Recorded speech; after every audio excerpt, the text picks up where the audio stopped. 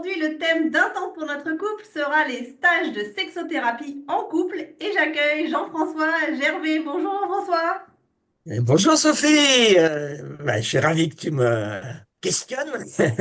Bah, moi aussi, parce que tu es un grand spécialiste des stages de sexothérapie en couple.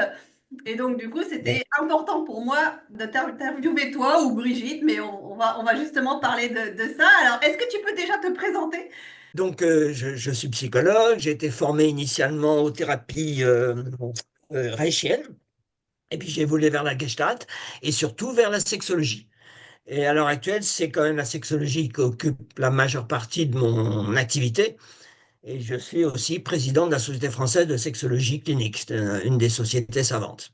Et puis, j'ai, avec Brigitte Martel, ma compagne, créé l'ESOG, École de sexothérapie orientation gestaltiste, qui forme depuis 10 ans des sexothérapeutes. Et ça, l'ESOG se développe bien en France, mais aussi maintenant se développe en Ukraine avant la guerre, mais maintenant au Kazakhstan, en Pologne, au Portugal, etc., etc. Donc c'est assez satisfaisant. C'est quand même un enseignement de qualité pour l'avoir même moi-même expérimenté. Donc, du coup, oui. Oui, Et est-ce que tu peux nous parler de l'association SAP, donc qui accueille oui. les couples en stage? Alors, SAP, sexualité, amour, psychothérapie. C'est des stages pour couples. Oui. C'est-à-dire, nous n'acceptons que des gens qui viennent en couple avec un souhait d'améliorer leur relation amoureuse et leur relation sexuelle. Donc, c'est aux confins un peu de la sexologie et de la psychothérapie. D'accord. Et Donc, comment est née cette idée alors de faire ces ah, stages et de l'association, du coup? l'idée, c'était que beaucoup de gens qui venaient en couple dans des stages qui ne sont pas prévus pour les couples étaient un peu mal à l'aise. Soit ils n'osaient pas tout dire, soit ils sentaient qu'ils étaient un peu vus comme un mouton noir un peu bizarre dans le stage. Donc, ce n'étaient pas des stages faits pour eux. Et on a eu envie de faire des stages pour eux, où il n'y ait que des couples. Alors, quand je dis des couples, il y a une grande multiplicité dans les couples. Il y a des couples au long cours, il y a des couples mariés, des couples non mariés, des couples hétérosexuels, des couples homosexuels, etc. Il faut bien dire les couples et pas le couple, hein. Oui, bah oui. Il y Ouais. a maintenant des gens qui se disent des couples en CDD, contrat à durée. Oui, ça existe. D'accord. Et il y a aussi les couples en séparation qui viennent avec l'idée euh, de terminer avec grâce quelque chose pour, ne pas colporter dans leur futur couple toutes les choses pas terminées dans leur couple actuel. D'accord. Donc ça, c'est aussi une dimension de travail. Ouais. Mais enfin, le principal quand même, les gros bataillons de ceux qui viennent faire ces stages couples, c'est des gens qui disent oh, on est là depuis quelque temps, on s'aime beaucoup, mais la sexualité n'est plus au rendez-vous. Il y a quatre stages, en fait. Vous avez créé quatre stages avec Brigitte. Et donc, à quoi servent Et ces différents stages? Peut-être de dire quelques mots sur chacun d'eux? d'abord, il y a un axe de travail qui est important, c'est d'oser parler de sexe. Le sexe ne s'arrange pas si on ne parle pas de sexe. Et ça, c'est lutter contre un grand tabou. C'est parce que on a tous appris dans nos familles, à l'école, etc., que le sexe est le sujet dont on ne parle pas.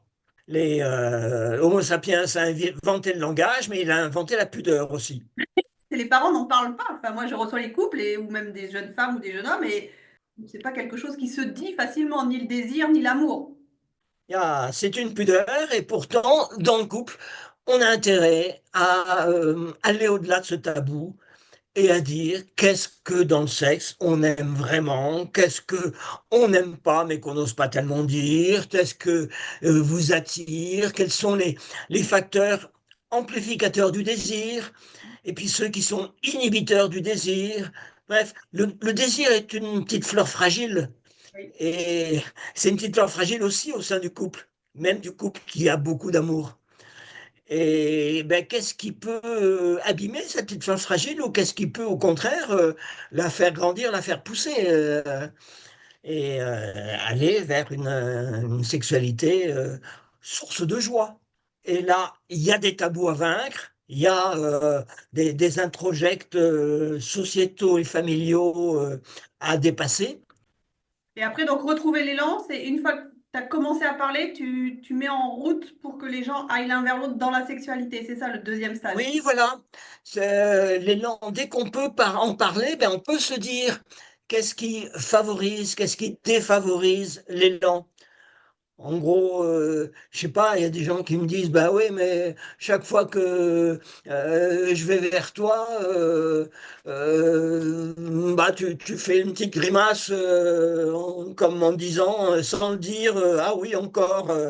Et puis l'autre qui répond, oui, mais quand tu vas chez moi, vers moi, tu es toujours tellement rapide, j'ai pas le temps de m'y faire. Tu vois, c'est des choses à se dire, ça. Alors c'est peut-être un petit peu des caricatures que je dis là. Mais, Et non, en même mais temps. c'est des choses qu'on entend souvent. C'est ça, Oui, effectivement. oui, oui. Donc, ce deuxième stage, en fait, il sert à retrouver la puissance d'aller vers l'autre. C'est ça? Oui, c'est ça. Oui, oui, oui, oui. Et puis, de valoriser le désir. Beaucoup de gens ne vont plus vers l'autre parce que dire, j'ai pris un râteau 14 fois, je vais pas le prendre une 15e. Eh ben non, parce que le désir n'est pas comme dans l'imagerie populaire la source d'une frustration. Le désir, être désirant vers la personne qu'on désire, ça peut être un plaisir. Donc cette idée que l'élan amoureux, que le désir est un plaisir, parce que c'est une expression de soi, c'est un mouvement, c'est une chaleur dans le corps, c'est une vibration, et que cette chaleur, cette vibration est déjà un plaisir. J'adore comment tu dis ça. C'est la clé de quelque chose de très important. À partir du moment où le désir est un plaisir, il n'y a pas de frustration. Il y a simplement, ben, c'est pas le moment. Et voilà. Ouais, ouais, ouais, c'est vrai. Et Irène Théry disait, une grande sociologue féministe, disait le garçon est éduqué à un érotisme de conquête et la fille est éduquée à un érotisme de citadelle. C'est-à-dire ne lâcher que lentement, que progressivement, que oh, de faire se faire désirer longtemps, etc., etc. Et le garçon, il est éduqué à y aller, à non, non. Et bon, ça peut être un jeu parfaitement plaisant pour les deux, mais quelquefois, il faut peut-être oser en sortir. Oui. Parce que toujours la conquête, c'est chiant pour les mecs, et toujours la citadelle, c'est un peu frustrant pour les filles. Ouais. Donc, du coup, ça nous amène au troisième stage qui est jouer avec les multiples facettes du désir, c'est ça? Oui, c'est ça, et puis s'autoriser le fantasme. Il y a beaucoup de gens. Moi, j'ai été élevé dans une religion que vous allez reconnaître, où on me disait il y a le péché par pensée, par parole et par action. Eh bien, j'ai tendance à dire qu'il n'y a pas de péché par pensée. Ça veut dire on a droit au fantasme.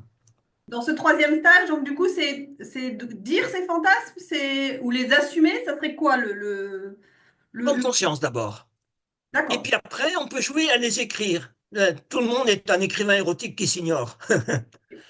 Et puis après, en dernière phase, on peut les regarder en se disant, ah ben celui-là, est-ce que je vais y gagner à le partager avec mon conjoint, ma conjointe, ou est-ce que ça va lui faire peur? Entre l'expression et la communication, il y a une différence. Il y a une conscience de qu'est-ce qui est bon pour l'autre, ou qu'est-ce que je peux me permettre avec l'autre. 3 fois sur 4, le conjoint dit ah, mais c'est intéressant ça, justement, moi aussi peut-être que, etc., ça pourrait m'intéresser. Ouais. Et lorsque il y a des fantasmes qui se rejoignent un peu, je sais pas, aller faire l'amour dans les bois par exemple, au risque d'être surpris, ou bien faire l'amour à trois, je dis des choses un peu fréquentes, hein, eh bien, à ce moment-là, on peut se poser la question, mais est-ce que ça serait pertinent ou pas de passer du fantasme au jeu sexuel, à aller jusqu'à expérimenter dans un cadre, en fixant des limites, en se disant que c'est un soir et pas toute la vie, etc. Et ça, moi, je vois beaucoup de couples qui ont trouvé un renouveau de leur désir et de leur vie sexuelle en s'autorisant un peu de jeu sexuel, jeu J-E-U. Oui. Et après, donc on passe aussi à la suite, donc développer l'amour de son corps et celui de son partenaire. Donc ça, c'est le stage numéro 4. Oui, alors là, on prend 5 jours pour ce stage, alors que les autres, on prend 2 jours et demi. Souvent, dans les couples, il y a une petite routine qui s'installe et que on ne prend pas toujours le temps de la sensualité avant la sexualité. Et ça, c'est une vieille histoire que Masterson Johnson clamait haut et fort. Ils sont aussi Quand ça écoutés. coince dans la sexualité, revenez à la sensualité. Et bon, réérotisons l'ensemble du corps. On n'est pas qu'une bite et un vagin, quoi. Non, non, dit comme ça, c'est Et clair. c'est clair. C'est-à-dire que tout le corps est sensuel, donc il peut avoir Voilà, une sensation. voilà. Et après, tout le corps peut être sexuel. Donc, explorer peut-être aussi même, alors en allant loin, des orgasmes qui ne soient pas, qui ne viennent pas du génital. Il y a des femmes qui découvrent l'orgasme par les seins, des hommes qui découvrent l'orgasme par la prostate, etc. Donc là, on repropose des massages qui soient d'abord sensuels et puis qui incluent le sexuel. Parce qu'on a tous reçu des massages de kiné, etc., qui étaient excellents. Mais pour des raisons déontologiques que j'approuve, un kiné va vous masser entièrement le corps, sauf le sexe. Oui, Donc on en ressort avec un schéma corporel où tout le corps est réveillé, sauf le sexe. ouais, Et c'est peut-être ça qu'il faut voir autrement, au moins dans le couple. ouais. Réintégrer le sexe dans un schéma corporel, dans un schéma de corps sensible. Donc du coup, ce stage-là permet au couple de se re-rencontrer dans cette, Oui, oui, ce oui. langage-là. Re-rencontrer, puis quand on a un massage qui dure 1 heure, on est aussi implicitement invité à pas faire dans le set que des quickies. Des quickies, c'est des petits actes rapides, le slow sex. Oui, bah oui, oui. Aller lentement dans le sexe, prendre le temps et le temps de l'érotisation de l'ensemble du corps, c'est des dimensions vraiment importantes. Bon, ok, est-ce que tu veux conclure? Conclure. Euh, vive le couple, vive le sexe, vive l'orgasme. Belle Voilà. conclusion.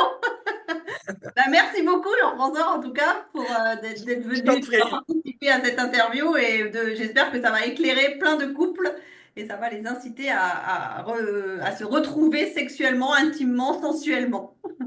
D'accord. Allez, Merci bonne beaucoup. journée. Merci. Au Au revoir. revoir. Voilà, pour ma partie, c'est fini. Je remercie beaucoup Jean-François Gervais d'avoir participé à cette interview. Maintenant, à vous d'échanger, de prendre le temps de commenter ce que vous avez entendu en donnant à tour de rôle votre point de vue et en écoutant celui de l'autre.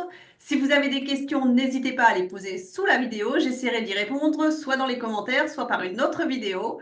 C'était Un temps pour notre couple avec Sophie Caldier, thérapeute de couple, psychologue clinicienne et sexothérapeute. Je vous dis à bientôt pour de nouveaux sujets. Merci beaucoup.